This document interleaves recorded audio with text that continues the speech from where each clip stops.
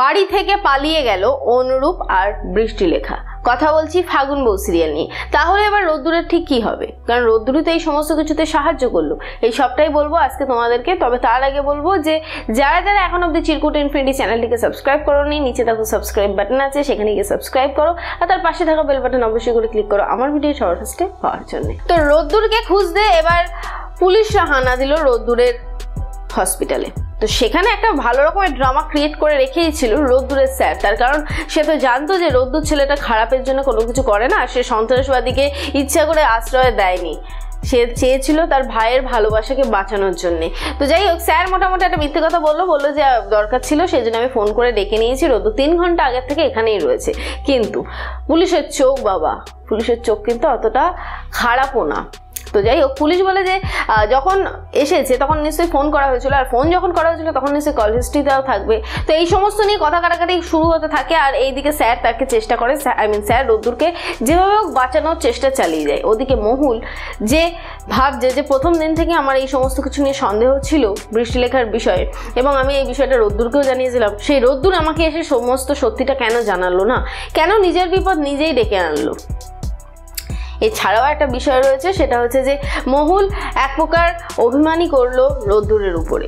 বাড়ির সবাই যখন এই বিষয়টা জানতে পারলো সবাই তো চমকে গেল। তার কারণ হচ্ছে যে এতদিন ধরে সন্ত্রাসবাদীকে নিয়ে বাড়িতে তারা ছিল, আর এই বিষয়ে রোদ্দুর সমস্তটাই জানতো, আর ওই জন্যই রোদ্দুর বাঁচানোর চেষ্টা করেছিল বৃষ্টিলেখাকে। তাহলে কি রোদ্দুরই এর মধ্যে জড়িত? তো এই সমস্ত কিছু নিয়ে তো মোটামুটি চলছে।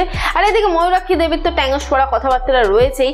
তবে আপাতত আমরা যেটা দেখতে পারবো সেটা হচ্ছে যে পুলিশ কি করে বৃষ্টিলেখা অনুরূপকে খোঁজে, আর দ্বিতীয়ত রোদ্দুর কি করে বাঁচে, রোদ্দুরকে ঠিক কিভাবে বাঁচে। কারণ রোদ্দুরের একদিকে তো রয়েছে রোদ্দুরের সব থেকে প্রিয় স্যার, যে স্যার সব থেকে বেশি ভালোবাসে রোদ্দুরকে।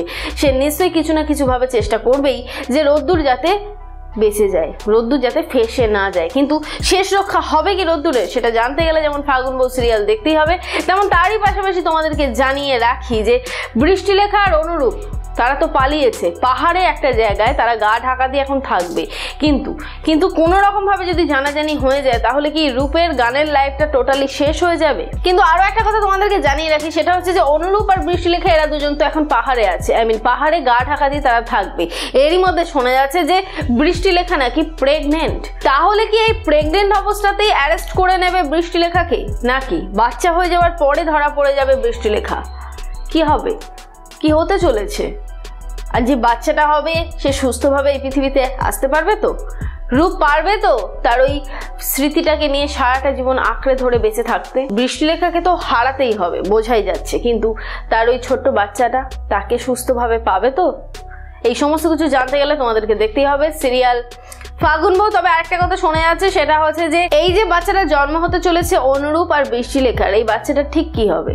কারণ অনুরূপও তো সন্ত্রাসবাদীর সাথে রয়েছে, তাহলে নিশ্চয়ই অনুরূপেরও শাস্তি হবে। আর অনুরূপেরও যদি শাস্তি হয়ে যায় তাহলে কি হবে?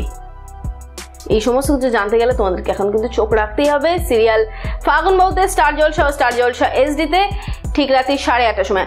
আরও একটা কথা বলে রাখি বস, সেটা হচ্ছে যে আমি আছি, চেষ্টা করছি ফাগুন বউ সিরিয়ালের সমস্ত আপডেটগুলো সবার প্রথমে তোমাদের সামনে যাতে তুলে ধরতে পারি। তো তার জন্য তোমাদের একটু সাপোর্ট দরকার। সেটা হচ্ছে এই ভিডিওটা যদি ভালো লেগে থাকে তাহলে লাইক করো, যদি কিছু বলতে চাও কমেন্ট করো, পারলে শেয়ার করো, সকলকে এই বিষয়টা জানতে সাহায্য করো। আর হ্যাঁ, অবশ্যই করে চিরকুট ইনফিনিটি চ্যানেলটিকে সাবস্ক্রাইব করে রাখো, আর তার পাশে থাকা বেল বাটন অবশ্যই করে ক্লিক করে রাখো আমার ভিডিও সবার ফার্স্টে পাওয়ার জন্য।